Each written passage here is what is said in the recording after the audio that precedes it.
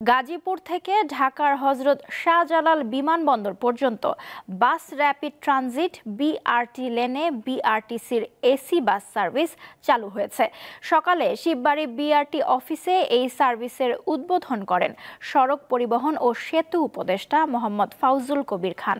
তিনি জানান, বিআরটি প্রকল্পে ৪,০০০ কোটি টাকার বেশি ব্যয় হয়েছে, কিন্তু এর সুবিধা পাচ্ছিল না জনগণ। আগামী জুনের মধ্যে প্রকল্পটি পুরোপুরি সম্পন্ন হবে।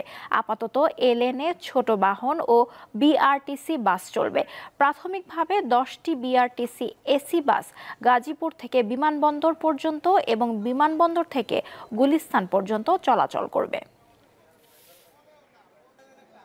আধা ঘন্টা পর পর যেহেতু ছাড়া হবে, আশা করি আমাদের জন্য যাতায়াত সুবিধা হবে। এখান থেকে উত্তরা পর্যন্ত আমি যাব।